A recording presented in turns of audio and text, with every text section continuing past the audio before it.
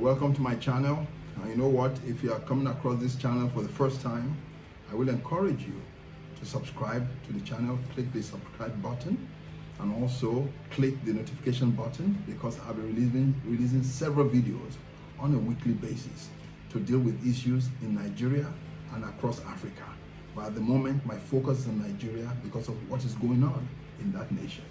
I need to share with you why I'm so passionate about the South. When I say the southern part of Nigeria, I'm talking about the middle belt of Nigeria, the Igbo nation, and the Yoruba, the Odua nation. The southern part of Nigeria need to pull together. And I tell you why. Because I grew up in the north. I grew up in Mina, Niger State. And in those days, we the Yorubas and the Igbos, we lived in the same area, in compounds, in the same area. When the drums of war were being beaten in those days of the Civil War, the Biafran War, the Igbo fathers and the Yoruba fathers knew trouble was coming. And they knew that the Fulani Hausas were really getting prepared to kill the Igbos. Guess what? They got together and held a meeting secretly. At that meeting, they decided every father in that area should have a gun. And my father, who was a Muslim, went and bought a gun. And a double-barrel gun with cartridges. And then they decided to create a rota for different fathers to keep an eye on the area at night. That was what they were doing every night, for their wives and children to be able to sleep peacefully, until finally the war broke out in the north. Yet in the south it was safe for the Igbos. So the war broke out in the north. The Hausas were going from house to house, slaughtering Igbos. My father was in town. He was a Muslim, remember? He saw bloodshed, and my father couldn't take bloodshed. He ran home. Some of his Igbo friends had traveled. So we had to pack their wives and children into my mother's room and my father's room. And because my father was a Muslim, he put his praying mat, the skin of the animal, hanging on the doors with his tesbih, that's his rosary. And then he sat in his armchair in front of the house, and he was eating groundnuts. I was sitting next to him on the stool, and we were eating groundnuts. And these people are coming with cutlasses and cudgels, and you can see blood. They entered the compound. The noise was deafening, and I thought they were going to massacre every one of us. But you know what? The Igbos were kept in the room. Thank God they were not discovered. Because the moment they saw my father, they saw the praying mat and the tesbih. They shouted, "Rankadede Alaji." My father was an Alaji. He hadn't been to Mecca. So he put his hand in his pocket and gave them money. As soon as he gave them money, they were shouting and they were excited. They left. My father was working with the railways. He organized for a train to leave the north that night and go down south.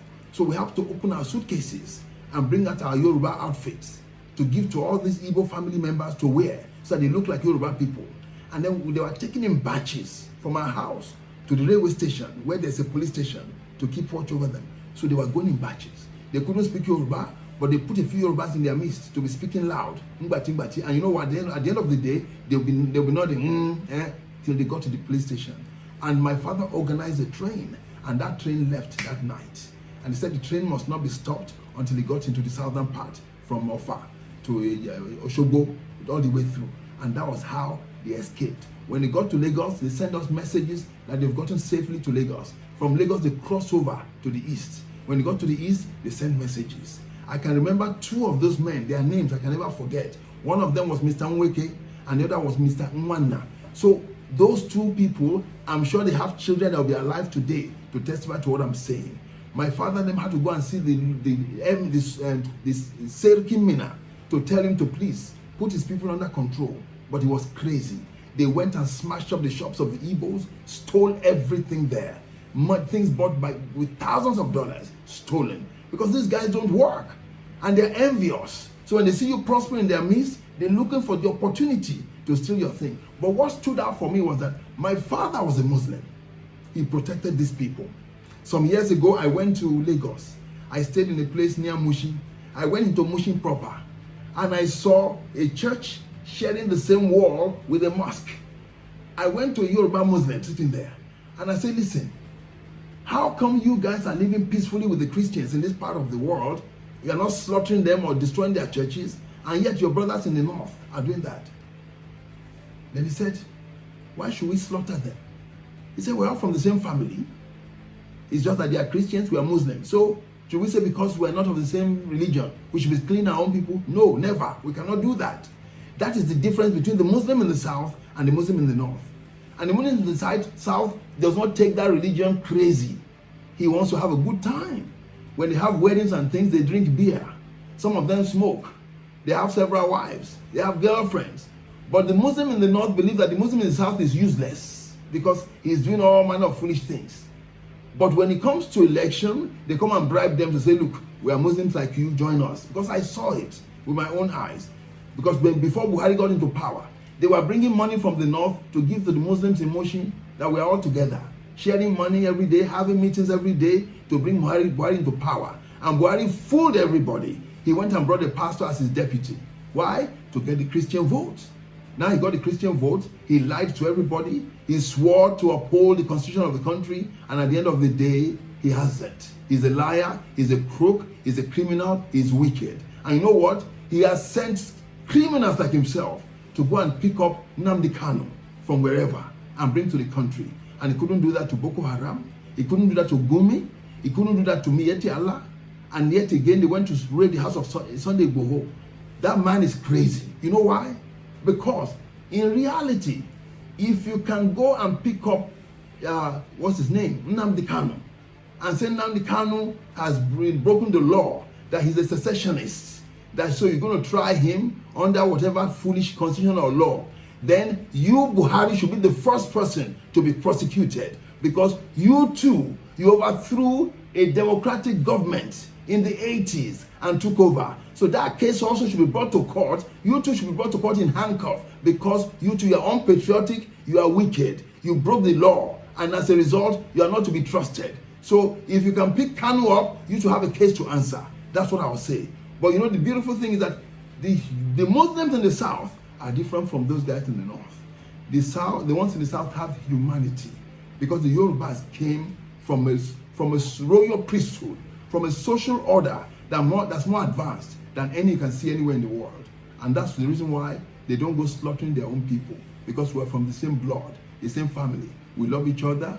When they have their salah, we still go and eat the goat with them, and we fellowship together. But it's just that the ones in the north, something is wrong. Where Fulanis are, you just check the YouTube. You have several videos of people being slaughtered like animals because they are not Muslims, because they are Southerners, because they are Christians. They've been slaughtered like animals by these so-called Muslims in the north. And we cannot stay together with these barbarians. We are not created by God to live together with them. Anybody who thinks that this one Nigeria thing would work, it can never work. I was speaking to a gentleman, a pastor recently, and the pastor was asking, the gentleman actually, a friend of mine, he's a doctor. He was asking, he said, what can I educate him about this north? And I told him about the north that I know. In those days, there was discrimination against people in the south. You know, they had the system twisted against the southerners. And when I finished, he said, I didn't even know this. And these are the kind of people who don't know much about the north, who are busy agitating that, oh, one Nigeria cannot work. It has never been one. And I'll tell you, because I grew up in the north. Can you imagine in those days, you finish your primary education, you want to go to a technical school, a higher school there, they tell you to go to your father's local government in the south area to go and study. Can you imagine? That's the north we're talking about. Something is wrong. Nigeria is not one. It's just a facade. It can never work. There's no way God will put the Igbo nation and the Odua nation together with the barbarians in the north. The Fulani Hausa people. It won't work. It can never. When you have people who come to Senate, if you hear what they're saying, even the head of the Senate, saying that some Nigerians in diaspora, they don't belong in Nigeria. Can you imagine the foolishness? It's like the British saying that the British in diaspora are not good British. When in reality, the British in different parts of the world are voting in the British election. And yet you are so backward to be saying that something is wrong. Nigeria is not one. It's better we move and go. Because the Yorubas have a saying, if you are preparing ogbono soup, and the ogbono soup is not drawing, he said, listen, don't waste your time anymore. Just put water on the fire to prepare okra soup. That one's guaranteed to draw. That's where we are right now. That train of one Nigeria has left. The train of the Igbo nation and Odua nation and the Middle Belt nation has left the station already. There's no need for constitution restructuring. There's no need for all those long stories. It's way gone. Forget it. and God is going to show himself strong on behalf of his people. Amen.